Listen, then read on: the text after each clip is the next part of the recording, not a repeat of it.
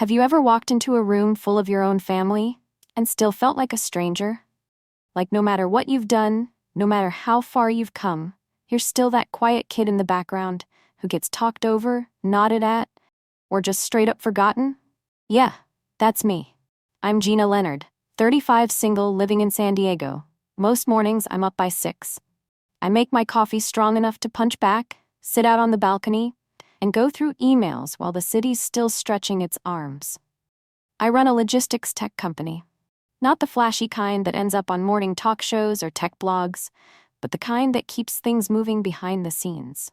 Packages, ports, freight routing, stuff no one thinks about until it breaks.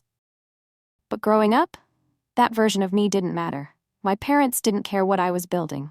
They cared about what looked good in holiday newsletters. And in that world, I was never the wow daughter. That was Linda, my younger sister. The one with the lashes, the lips, the laugh that turned every room in her direction. Linda was always sunshine. I was the storm cloud with a spreadsheet. At least that's how they made it seem. Even when I got into college early or landed my first consulting job in my 20s, it barely made a ripple. But when Linda posted a selfie in front of a luxury car she didn't even own, oh, the group chat lit up like a Christmas tree. They used to say things like, "She's just more social," or, "You know Gina, always busy." But here's the truth. I wasn't too busy. I was just tired. Tired of competing for attention I never signed up for. You ever feel like your own family only sees the version of you they've already made up their mind about? They see Linda as the golden girl, the one who can do no wrong. And me? I'm the one they call when the Wi-Fi's down or someone needs help writing a formal email. The invisible helper. Always helpful, never celebrated. Still, I showed up to birthdays, anniversaries, random Sunday dinners, always with a bottle of wine and a warm smile.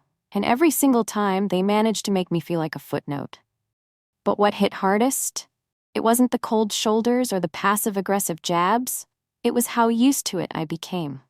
How I started planning my exits before I even arrived. How I sat through compliments meant for someone else with a tight smile, nodding along like I wasn't there. Until this one party, my mom's 60th birthday, changed everything. It was supposed to be a big deal. A diamond jubilee. Fancy invites, backyard lights, a catered brunch, and everyone was buzzing about it in the family group chat. Except no one thought to mention it directly to me. I found out from my cousin, Justin Crosby. He forwarded me the invite like, "Hey, thought you were already on the list." Spoiler, I wasn't. That's when it clicked. I wasn't expected to attend. I was just an optional +1 to my own mother's milestone. But still, I told myself, maybe this time, they'll get it right. Maybe, just maybe, they'd finally treat me like I belonged there too. Spoiler again. That's not what happened. But you want to know what did happen? Let's just say, when Linda's new boyfriend showed up and locked eyes with me across the yard. What he said turned that entire day upside down. If you've ever felt like the black sheep in your own family, or worse, like the forgotten one, stick around. Because this isn't a story about revenge. It's about what happens when the quiet one finally stops staying quiet. And if you've ever been made to feel like you don't belong, leave a comment. Tell me I'm not the only one. Now hit like, subscribe, and let's keep going, because it's about to get uncomfortable. In the best way. The moment I realized I was just background noise to my own family, it started with a text. Not from my mom, not from Linda, not from anyone who actually mattered. It came from Justin Crosby, my cousin on my dad's side. The kind of cousin who only texts when he needs to borrow a suitcase or wants a reference letter for a job he's clearly not qualified for. His message was short. 2 words and a link. "You coming?" Then a digital flyer popped up right after. There it was, Meredith's 60th Diamond Jubilee brunch.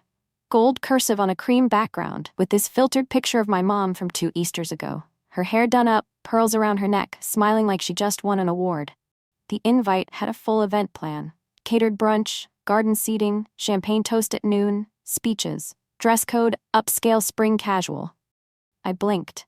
Not because it was fancy, but because it was the first I was hearing of it. I scrolled up. No missed messages, no emails. No "Hey Gina, save the date." Nothing. Just a forwarded link from a cousin who assumed I already knew. I sat there in my apartment, the sound of waves in the distance, phone glowing in my hand, and I swear I felt something hollow drop into my stomach.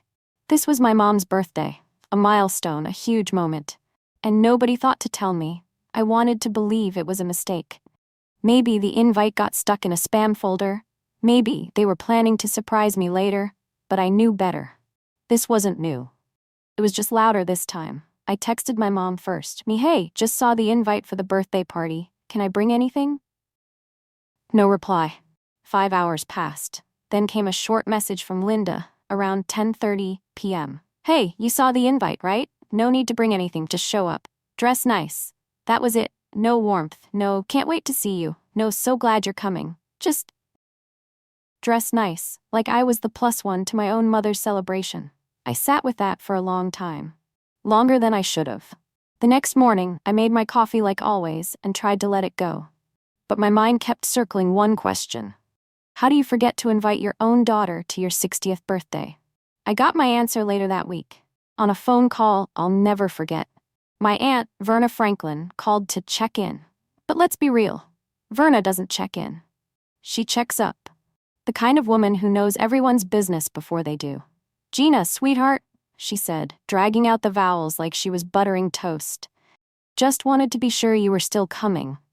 Linda said you might be too busy with work. I froze. Too busy? That's what they were telling people? That I was too busy to show up for my own mother? I clenched the phone.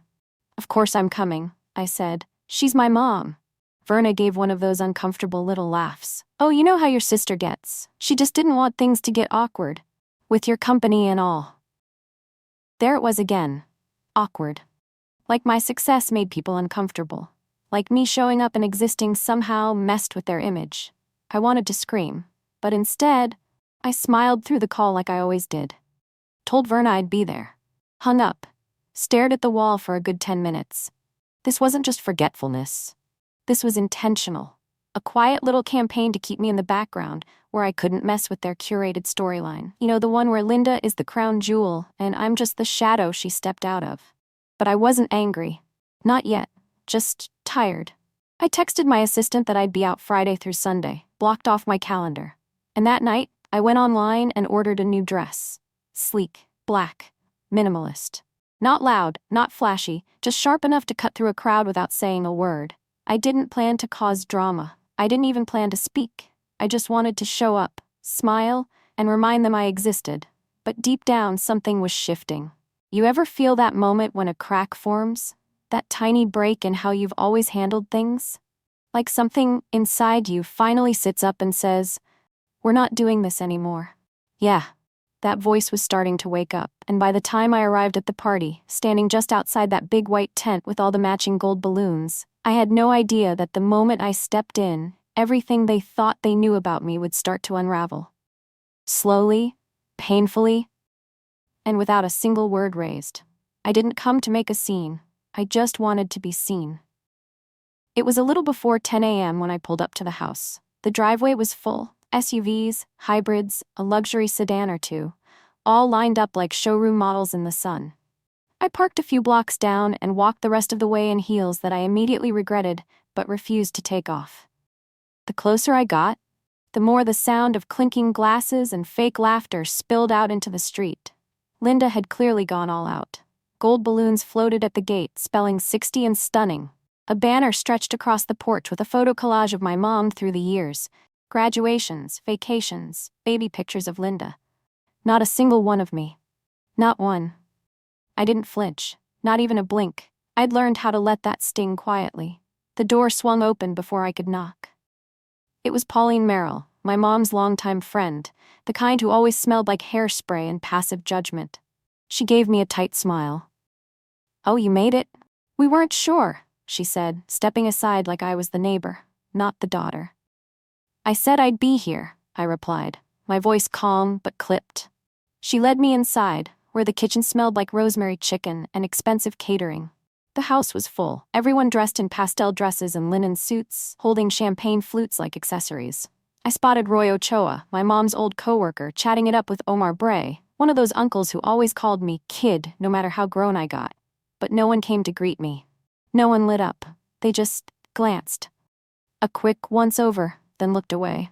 I made my way to the back patio where the main setup was. Round tables with ivory linens, fake cherry blossoms in tall vases, a little stage with a mic. The music was soft jazz, the kind that says we're rich, even if we're not. Linda was at the center of it all, of course. Her dress was peach, hair curled perfectly. One hand on her hip, the other holding a mimosa. Laughing too loudly at something Wendell Hooper, our dad, was saying. My father, who hadn't called me in weeks. She saw me, I know she did. But she didn't wave, didn't smile, just turned back toward the crowd like I wasn't there. And maybe that would have been fine, if I hadn't noticed the seating chart. There it was, a gold-framed board listing every name, every assigned table. Table 1, Family Meredith, Wendell, Linda, Sammy, Aunt Verna, Uncle Roy, no Gina. I walked closer, searching. Table 5, Overflow, Gina Leonard, right below the caterer's niece and someone labeled +1, TBD. I let out a slow breath, then smiled, a small, sad one. So that's what I was, Overflow. I took my seat, tucked far from the center, where the shade barely reached and the server kept forgetting to refill the water. And still, I said nothing. Just crossed my legs, sipped the champagne I poured myself, and waited. It got worse. When Linda made the welcome speech, she thanked everyone by name, friends, family, neighbors, even the mailman who always brought Mom's packages with a smile. She didn't mention me, not once. Not a thank you for coming, not a glad my sister's here.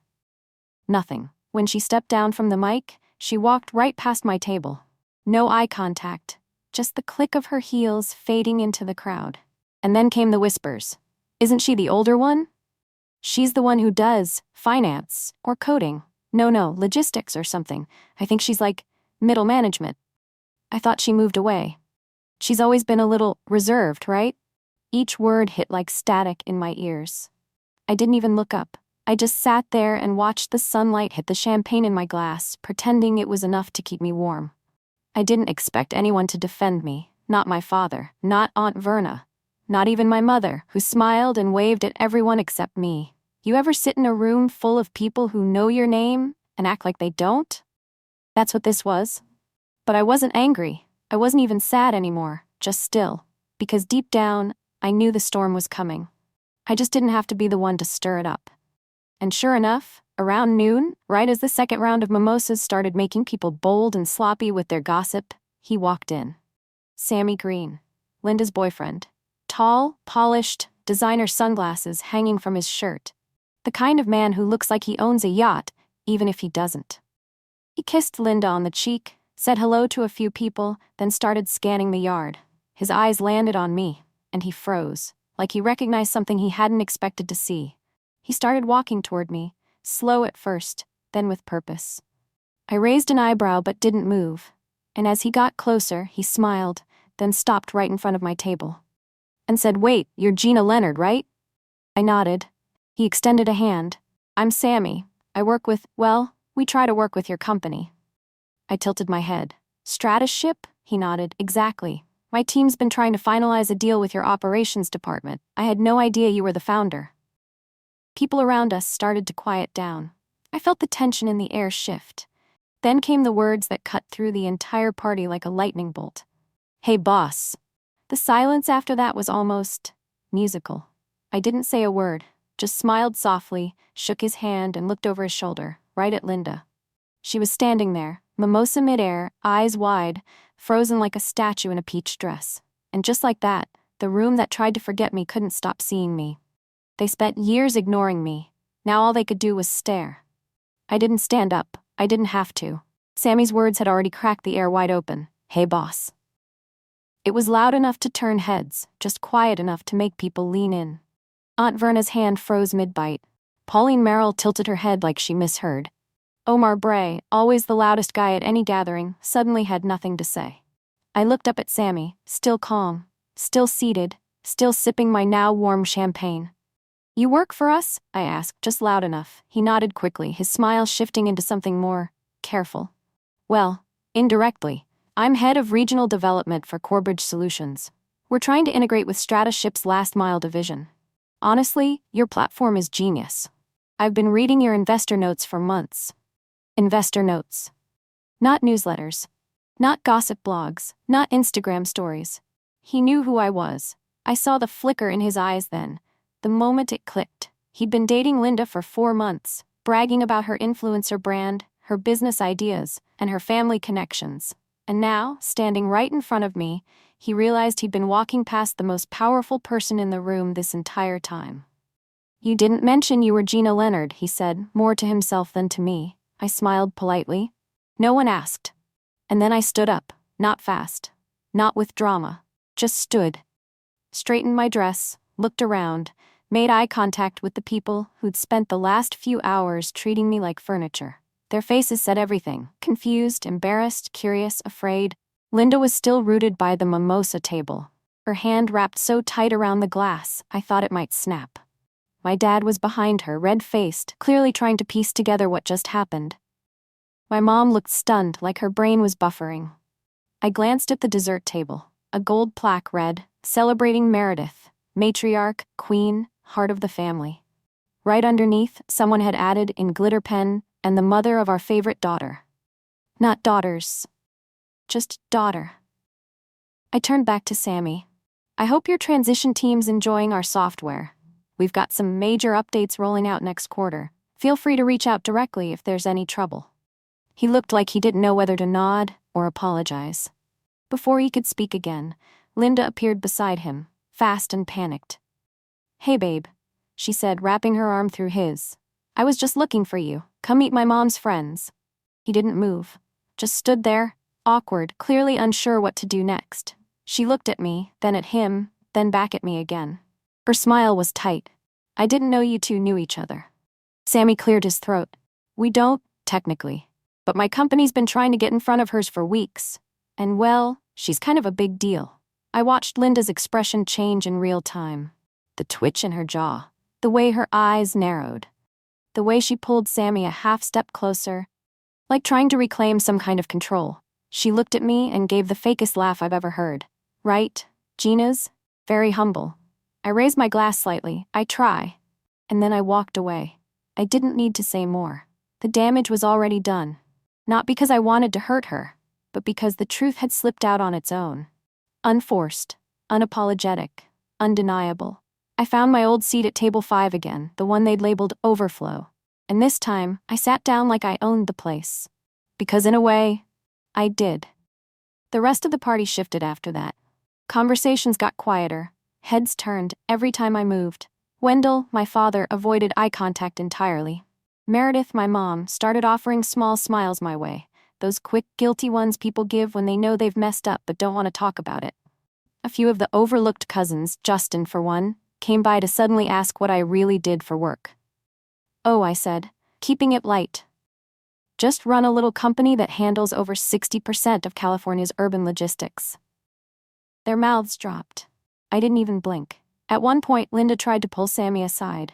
I watched them from across the yard, her whispering fast, his jaw tightening. He glanced over at me more than once. His body was stiff, like someone trying to make a decision they already knew was made. I didn't feel triumphant. I just felt still. Finally. You know that moment when you stop fighting to be noticed because you realize the right people will see you and the rest don't matter? That's where I was. The power didn't come from calling them out. It came from not needing to anymore. I didn't raise my voice. I didn't crash the stage. I didn't demand a seat at the table. I just existed fully for the first time in years, and for once, they finally saw me. They spent so long talking over me, they never thought to ask who I really was.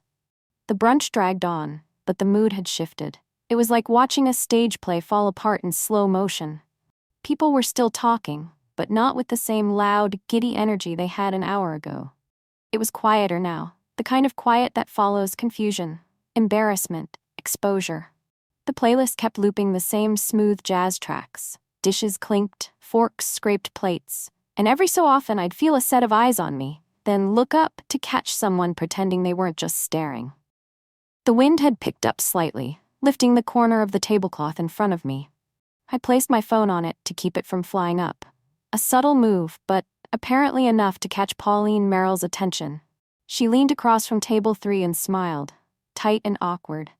"I had no idea you worked in logistics," she said, loud enough for others to hear. "That's such important work." I smiled back. It is, especially when you're moving over 10,000 units a day across 12 states.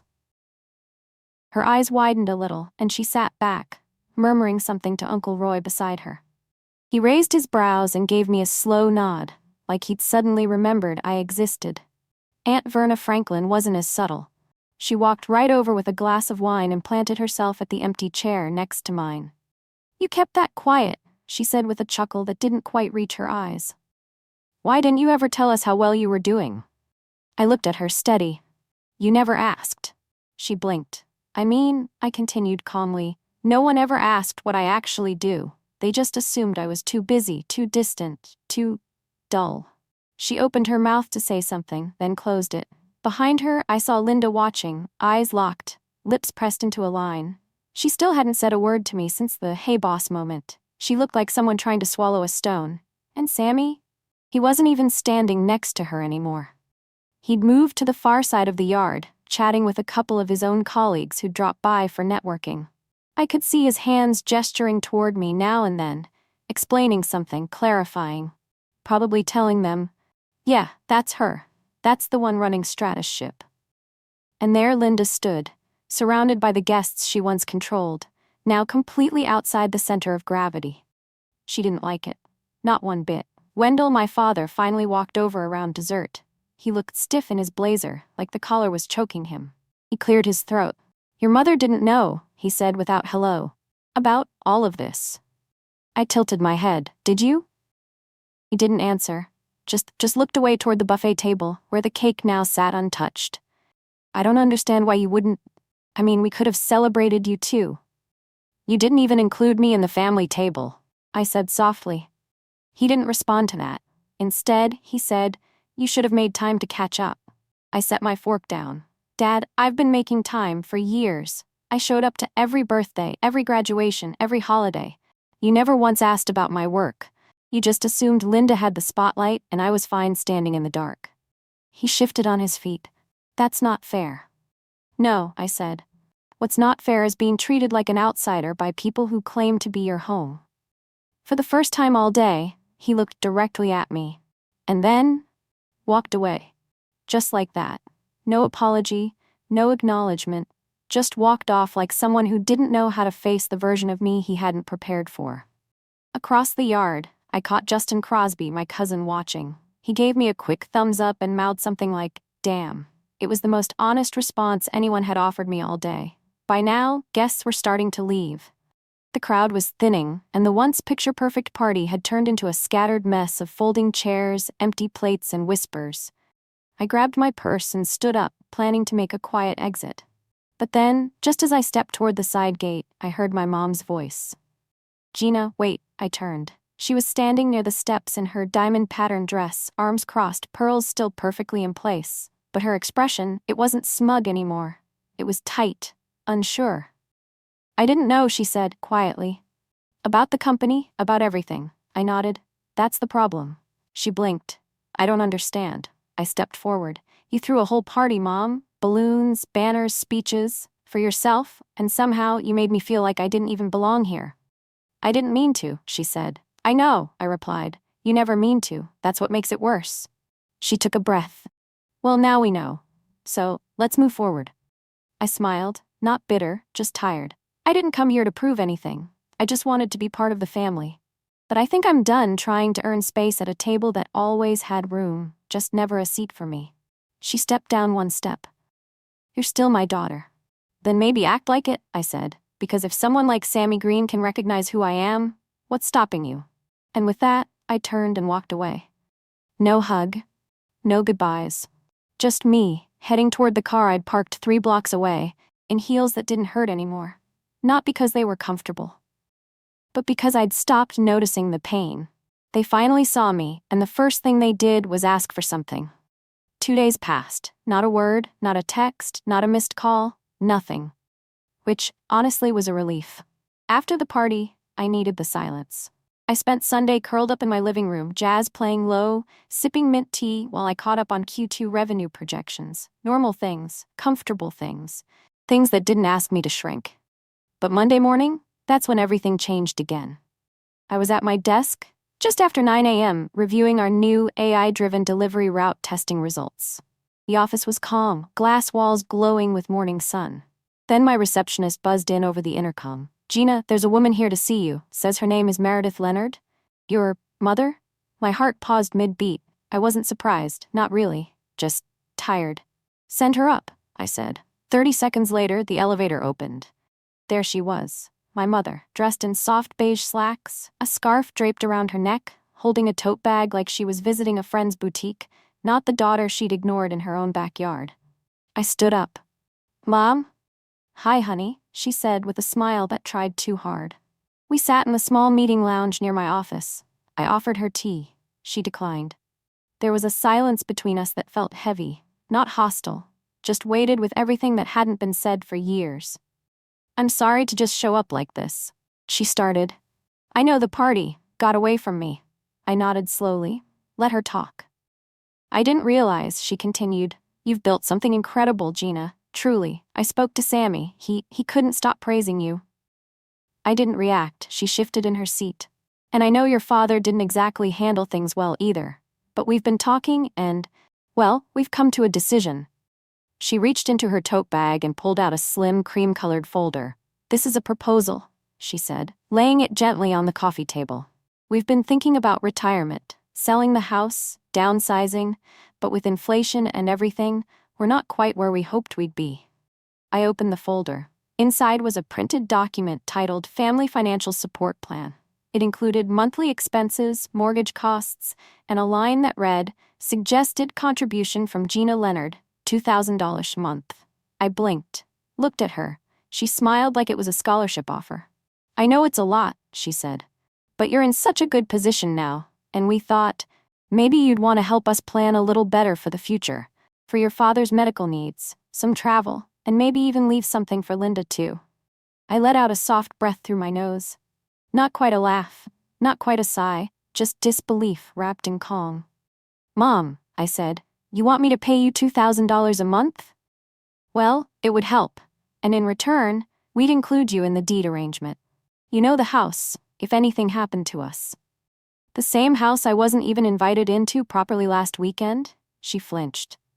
"That was never the plan." "But it happened." Silence. I closed the folder and leaned back. "Here's my counterproposal. If Linda agrees to contribute her share, let's say $1,000 a month, I'll match it, but only if you draw up a legal document right now that states all assets, including the house, transfer to me if I'm the one covering most of your living." Her smile faltered. "You want us to put that in writing?" I nodded. "If I'm being asked to financially support the same people who once called me selfish for not keeping the lights on, then yes, I want it in writing." She leaned back, stunned. "Gina, this is your family." "And I've supported this family quietly for years," I said. "Electric bills, repairs, emergency fund when the water heater broke. You never asked if I could afford it, you just assumed I'd handle it, while Linda got to be the princess." My voice didn't shake, it was quiet, firm, level. "And now that the mask has slipped," I continued, "now that you see me, really see me, you want to cash that in?" Her lips parted. "We raised you." I nodded. "And I'm grateful. Truly. But if raising me was an investment, you should have told me I'd be charged interest." She looked down, then at me again. "What if Linda can't contribute? She's struggling right now." I didn't miss the word. Can't. Not won't. Can't, of course. "Then I'm not interested," I said simply. "You can figure something else out, or put the house up for rent, or sell the luxury watch Dad always hides in the back drawer." Her expression hardened. "You're serious?" "As serious as you were when you asked me to sit at the overflow table." We locked eyes, no yelling, no dramatic walkouts, just truth, laid bare. After a long pause, she stood up, took the folder, didn't say a word as she walked out of my office. When the elevator doors closed behind her, I sat back in my chair and let out a breath I didn't realize I'd been holding. For the first time, I wasn't the backup plan. I was no longer the safety net they expected to stretch under everyone else's bad decisions. I wasn't the black sheep anymore. I was the wolf they'd mistaken for a lamb. I didn't raise my voice. I raised the standard. It's funny what silence teaches you. After my mother walked out of my office that day, the quiet that followed wasn't the kind that aches. It was the kind that heals. The next few weeks moved quickly. Contracts were signed, partnerships expanded. Sammy's company closed the deal with Strata's ship, and his team officially joined our network. Professionally, it was one of my strongest quarters on record. But personally, that's where the real shift happened. I didn't hear from Linda, not a peep, not a text, not even one of her performative Instagram story tags pretending to love my sis. But I didn't need it. What I got instead was clarity and freedom. I stopped waiting for people who never clapped for me, stopped lingering in family chats that only lit up when Linda got a new haircut or posted a picture in front of someone else's vacation home. I changed my phone background, from an old childhood photo of us on the porch to a snapshot of a whiteboard from our strategy room. Big bold letters, raise the bar or step back. It reminded me every morning who I was. And one morning, about 6 weeks after the party, Sammy requested a brief one-on-one in my office. I figured it was about the integration plan, but the moment he walked in, I could tell this wasn't about work. He sat down, nervous, hands folded. "I wanted to tell you I ended things with Linda," he said, straight out. I raised an eyebrow. "She wasn't who I thought she was," he continued, and I realized I was more impressed by the version of her she tried to build through other people, mostly you. I didn't gloat, didn't smile, I just listened. "I know it's not my place," he said, "but I wanted to thank you for showing up as yourself." That day at the party, it changed the way I look at people, especially the ones everyone tries to overlook. I nodded once. "Sometimes being overlooked is the best place to grow," he smiled. "Anyway, just wanted to say that."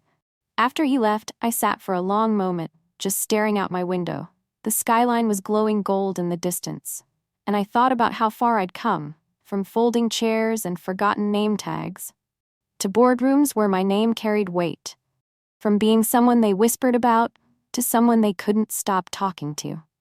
And I didn't do it by shouting, I did it by showing up. I didn't clap back, I didn't curse anybody out, I didn't beg for respect or cry for a seat at the table. I built my own table, designed it, measured it, chose every single damn chair.